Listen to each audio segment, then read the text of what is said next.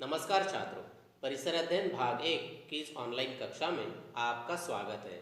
आज हम पाठ 13 खाद्य पदार्थों को सुरक्षित रखने की विधियां इस पाठ का अध्ययन करेंगे। गेहूं, चावल, दालें तथा दलहनों जैसे अनाजों की हमें निरंतर आवश्यकता पड़ती है, जबकि उनकी फसलें वर्ष की एक निश्चित अवधि में ही उगाई जाती हैं। एक खाद्यान्न सदैव उपलब्ध होने के लिए एक मौसम की फसल अगले मौसम तक वर्ष भर पुरानी पड़ती है और उसे सुरक्षित रखने की भी आवश्यकता होती है। यह सभी बातें आप जानते ही हो। विभिन्न खाद्य पदार्थ अलग अलग स्थानों पर उपलब्ध होते हैं। उन स्थानों से दूर रहने वाले लोगों तक उन्हें सुस्थिति में पहुंचाना पड़ता है। उदाहरण के तौर पर दूध, दूध से बने पदार्थ तथा अंडे आदि पदार्थ दुग्ध व्यापार तथा कुक्कुट पालन केंद्र से लोगों को प्राप्त होने तक सुरक्षित रखने की सुविधा करनी पड़ती है। विभिन्न ऋतुओं में अलग अलग प्रकार के फल तथा सब्जियां भरपूर मात्रा में मिलती हैं। उनके उगने के मौसम में उनका स्वाद भी सर्वोत्तम होता है। जैसे पिछले वीडियो में मैंने बताया था कि अभी जो मौसम चल रहा है यानी जो समर सीजन चल रहा है वो आम का है, तो इसमें आम का स्वाद सर्वोत्तम होता है। अब अधिक परिमाण में उगने वाले फल और सब्जियां बेकार न हो जाए और पूरे वर्ष हम उनका स्वाद ले सके, इसके लिए हम उन्हें सुरक्षित रखने का प्रयास करते हैं। यही कारण है कि घर घर में कई प्रकार के पापड़, गोधूम यानी कुरडई, मुरब्बे, अचार, प्याज, मछलियाँ, मसाले आदि स्वादिष्ट पदार्थ वर्ष भर के लिए सुरक्षित रखे जाते हैं। आजकल ये पदार्थ बाजार में भी मिलते हैं। इन चित्रों में आपको कुछ ऐसे पदार्थ दर्शाए गए हैं। रसोई घर के लिए आवश्यक वस्तुएं लाने के लिए बार बार बाजार जाना न पड़े, इसलिए हम कई दिनों तक का सामान लाकर घर में संग्रह करते हैं। दोपहर में खाने के लिए बनाया गया भोजन यदि बच जाए तो वह सायंकाल के समय अथवा दूसरे दिन खाया जा सके, इसके लिए भोजन को सुरक्षित रखने की कुछ विधियों का हम उपयोग करते हैं। बताओ तो, अपने परिवार के किसी वरिष्ठ सदस्य द्वारा नीचे दिए गए पदार्थों से संबंधित प्रश्नों के उत्तर आपको प्राप्त करने हैं, जैसे दूध, सब्जियां, अनाज, आटा, शक्कर, गुड़ आदि। ऐसा हम कब कहते हैं पदार्थ खराब हो गया है, उसमें कौन से परिवर्तन हुए हैं, इस पर आपको चर्चा करनी। जैसे दूध, सब्जियां खराब हो गई है, ऐसा हम कब कहते हैं, इस पर आपको घर के सदस्यों के साथ चर्चा करनी है। खाद्य पदार्थ के खराब होने के लिए लगने वाला समय क्या विभिन्न ऋतुओं में अलग अलग होता है। जैसे विंटर सीजन हो चाहे समर हो, यानी दूध अगर हमने लिया तो विंटर में जल्दी खराब होगा या समर में, तो इस पर भी आपको ऐसे चर्चा करनी है। सबसे शीघ्र खराब होने वाले पदार्थ कौन से हैं, ऊपर जो दिए गए उसमें सबसे शीघ्र कौन से खराब होंगे।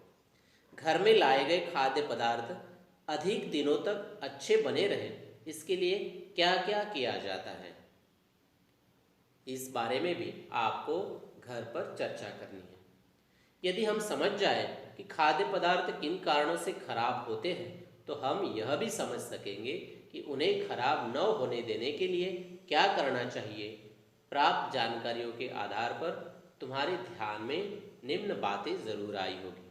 पहला तो शीत ऋतु में अर्थात ठंड के दिनों में खाद्य पदार्थ अधिक समय तक उत्तम बने रहते हैं। इसी प्रकार वे खाद्य पदार्थ फ्रिज में अथवा बर्फ में ठंडा रखें तो वे कुछ और अधिक समय तक टिके रहते हैं। दूसरा, अनाजों को धूप में सुखाकर संग्रहित किया जाता है। प्याज तथा आलू ग्रीष्मकाल में खुली हवा में रखकर अच्छी तरह सुखाकर शुष्क स्थान पर रखें तो वे पर्याप्त दिनों तक उत्तम बने रहते हैं। दूध को उबाल कर रखें तो वह खराब नहीं हो जाता। खाना खाने के बाद बची हुई दाल तथा सब्जी को खाने के अगले समय तक उत्तम बनाए रखने के लिए उन्हें उबाल कर रखते हैं। ये सभी बातें आपके अगर रसोई में आप घर पर गए तो पूछ सकते हो और घर के सदस्य आपको यह बता भी सकते हैं। चौथा यहाँ पर दिया है, आमरस तथा दूध शीघ्र खराब होने वाले यानी कि विकारी पदार्थ है। हमें अपने भोजन को कीड़ों, चींटियों, चूहों, घूसों एवं बिल्लियों की पहुंच से दूर रखना पड़ता है। अब आपके लिए दिया है, करके देखो। एक चपाती के 3 टुकड़े लो, एक टुकड़ा वैसे ही बंद डिब्बे में रखो, दूसरा टुकड़ा पुनः गर्म तवे पर इस प्रकार सेको कि वह झुलसने न पाए। उसे अच्छी तरह ठंडा करके डिब्बे में बंद करके रखो। संभव हो तो तीसरा टुकड़ा डिब्बे में डालकर प्रशीतक में रखो, यानी फ्रिज में रखो। 2 से 3 दिन तक सवेरे और सायंकाल उन टुकड़ों का प्रेक्षण करो। यह आपको करके देखना है। तुम्हें क्या ज्ञात होता है? बंद डिब्बे में रखी गई चपाती के टुकड़े पर रुई जैसे सफ़ेद या काले हरे तंतु बढ़ने लगते हैं, साथ साथ चपाती से दुर्गंध निकलने लगती है। इसके विपरीत फ्रिज में रखा हुआ टुकड़ा और पुनः सेक कर ठंडा करके रखा गया टुकड़ा कई दिनों तक खराब नहीं होता। ऐसा क्यों होता है? चपाती के टुकड़े पर बढ़ने वाले रुई जैसे तंतु वास्तव में एक प्रकार की फफूंदी है। फफूंदी सूक्ष्म जीवों का ही एक प्रकार है। यह आपसे रिक्त स्थान में भी पूछा जाएगा। आपको यहाँ पर चित्र बताया, सूक्ष्मदर्शी यंत्र द्वारा दिखने वाली फफूंदी। फफूंदी के बीजांड हवा में अथवा पानी में होते हैं। डिब्बे में रखी हुई चपाती द्वारा फफूंदी की वृद्धि के लिए आवश्यक पोषक वातावरण अर्थात भोजन, पानी, हवा और उमस मिलती है। यही कारण है कि डिब्बे में रखे गए चपाती के टुकड़े पर फफूंदी की वृद्धि होती है। खाद्य पदार्थ और सूक्ष्मजीव। तुम जानते हो कि हमारे चारों ओर हवा में, पानी में अर्थात सर्वत्र सूक्ष्मजीव होते हैं। सामान्य परिस्थिति में खाद्य पदार्थों के साथ अपेक्षित उमस, पानी और हवा जैसे सभी घटक उपलब्ध होते हैं। अतः हमारे भोजन अथवा खाद्य पदार्थों में सूक्ष्मजीवों की शीघ्र वृद्धि होना सदैव संभव होता है। ये हमें अपनी नीरी आंखों से दिखते नहीं, परंतु खाद्य पदार्थों में सूक्ष्मजीवों की वृद्धि होने पर वे खराब हो जाते हैं। ऐसा भोजन ग्रहण करने पर उदरशूल यानी कि पेट दर्द, दस्त यानी जुलाब तथा उल्टियाँ हो सकती है। ऐसे भोजन का पोषण मूल्य भी कम हो जाता है। कभी कभी यह स्वास्थ्य के लिए घातक भी हो सकता है। ये सवाल भी आपसे पूछा जाएगा कि जिसमें सूक्ष्मजीवों की वृद्धि हुई है या जो खाद्य पदार्थ खराब हो गए, वे खाद्य पदार्थ क्यों खाने नहीं चाहिए? तो यह जवाब आपको लिखना पड़ेगा।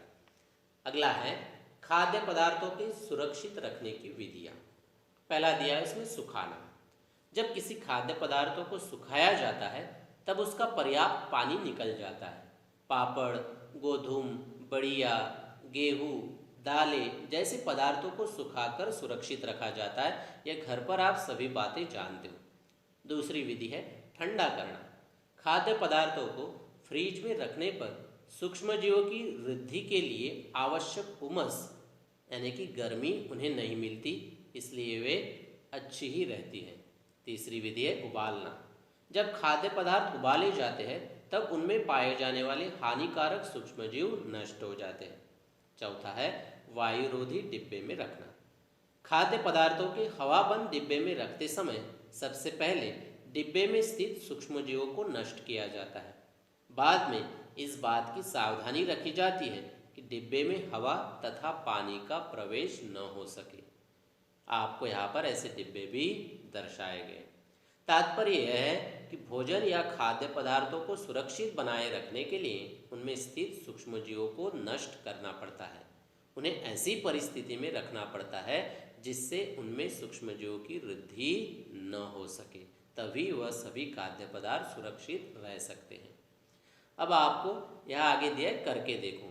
यह अचार बनाने की आपको सामग्री और विधि दिए, आपको यह बनाकर देखना है। अगला पॉइंट है परिरक्षक। अचार तथा मुरब्बे को टिकाने के लिए उनमें कुछ विशिष्ट पदार्थ डाले जाते हैं। ऐसा करने से वे पर्याप्त समय तक टिकते हैं। ऐसे पदार्थों को परिरक्षक पदार्थ कहते हैं। शक्कर, नमक, हींग, सरसों, खाद्य तेल, सिरका आदि परिरक्षकों के उदाहरण है। सवाल भी आपसे पूछा जाएगा। क्या तुम जानते हो मसालों द्वारा हमारे भोज्य पदार्थों के स्वाद में विविधता उत्पन्न होती है। मसाले वाले प्रत्येक पदार्थ का स्वाद अलग होता है। मसालों का स्वाद तथा गंध उग्र होती है, इसलिए इनका कम मात्रा में उपयोग किया जाता है। मसाले के पदार्थों को सुखाकर बहुत दिनों तक सुरक्षित रूप में उनका संग्रह कर सकते हैं। उनके मिश्रण का चूर्ण बनाकर रखते हैं। अलग अलग मसाले विभिन्न वनस्पतियों के विशिष्ट भागों द्वारा मिलते हैं। यह मसाले के पदार्थ के चित्र भी आपको बताए गए। इसे सदैव ध्यान में रखो। बंद पैकेट तथा वायुरोधी डिब्बे के तैयार खाद्य पदार्थ खरीदते समय उन पर छपी हुई उपयोगिता कालावधि की जांच कर लें, यानी कि एक्सपायरी डेट उनकी देख लें।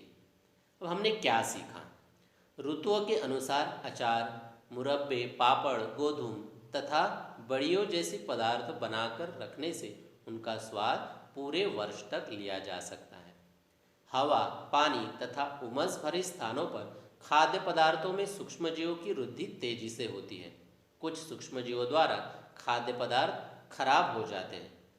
सुखाना, ठंडा करना, उबालना, वायुरोधी डिब्बे में रखना तथा परिरक्षकों का उपयोग करने, यह खाद्य पदार्थों की सुरक्षित रखने की विधियाँ हैं। होमवर्क।